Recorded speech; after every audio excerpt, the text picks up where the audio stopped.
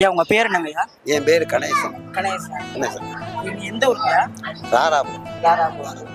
என்ன பண்ணிட்டு இருக்கீங்க? விவசாயம். விவசாயம். இப்ப விவசாயம் பண்ணிட்டு இருக்கீங்களா? ஆமா. நெல் விவசாயம் பண்ணுவோம். சவுக்கு கொஞ்சம் போட்டுருக்கோம். சவுக்கு மரம் போட்டு நெல் விவசாயம் பண்ணிக்கிட்டு இருக்கோம். நல்ல விஷயம் பண்ணிட்டு ஆமா.